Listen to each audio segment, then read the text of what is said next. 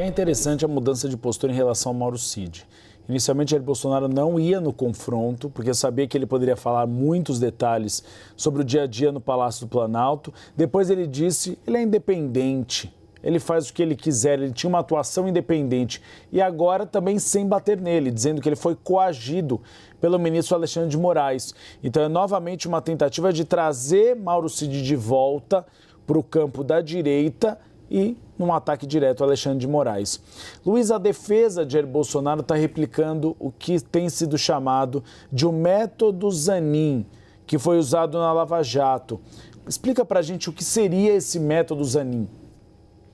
Uribe, é bem simples, né? A gente lembra que Cristiano Zanin, que hoje é ministro do STF, foi advogado de Lula durante a Operação Lava Jato e foi o responsável pela estratégia jurídica que acabou emplacando, né, no Supremo Tribunal Federal e livrando o presidente das acusações da Lava Jato e permitindo, então, que Lula pudesse voltar a ficar elegível, né? O que permitiu, em última análise, a eleição do presidente em 2022. E a defesa de Bolsonaro, ao contestar a denúncia da PGR sobre a tentativa de golpe, usou muito dos argumentos que foram utilizados por Zanin para enterrar, digamos assim, de uma maneira informal, a Operação Lava Jato. E aí eu fui ver algumas delas, né? Para além do que a Clarissa estava falando sobre a tentativa de descredibilizar as delações premiadas, uma estratégia que também foi usada por Lula ali na época das delações dos executivos da Odebrecht, por exemplo, há uma série de outras estratégias semelhantes, né? A primeira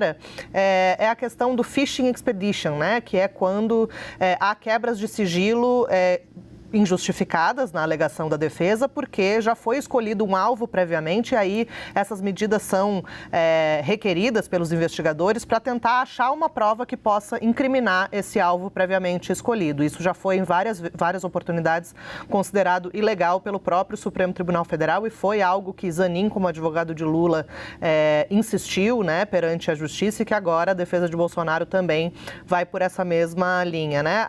O Pedro estava falando que a estratégia de Bolsonaro foi um pouco diferente da dos demais e não pediu diretamente ali a declaração de suspeição ou impedimento do ministro Alexandre de Moraes, que é o relator. Mas, na prática, Uribe, a defesa pede sim para que Alexandre de Moraes não participe do julgamento final, pedindo, por exemplo, a implementação da chamada figura do juiz de garantias, né? Para que Moraes, na avaliação da defesa, Moraes, como atuou durante todo o processo como um juiz instrutor, não poderia agora, no fim do processo, atuar como um julgador, né? Não poderia, então, participar do julgamento. Então, por mais que ele não tenha pedido o impedimento ou a suspeição, ele, na prática, pede que Moraes, o advogado, né, pede que Moraes não participe do julgamento final. E aí, inclusive, o Celso Vilardi, que é o chefe da equipe jurídica de Bolsonaro, ele cita expressamente, em relação a algumas questões que remetem, né, à Lava Jato, cita expressamente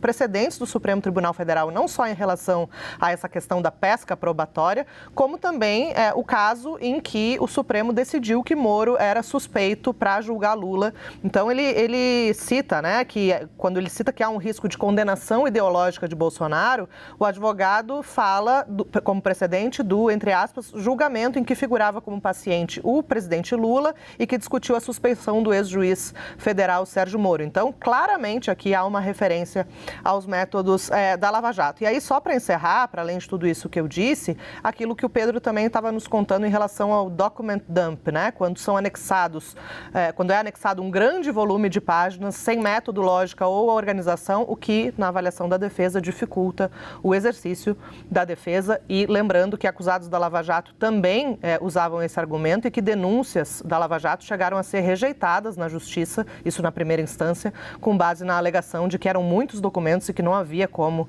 as defesas acabarem se preparando para defender cada ponto dessas milhares de páginas. Então, há algumas semelhanças bastante claras, o que é bastante curioso, né, visto que Bolsonaro sempre foi uma figura que exaltava, né, os trabalhos da Lava Jato e criticava como essa operação acabou enterrada pelo Supremo Tribunal Federal.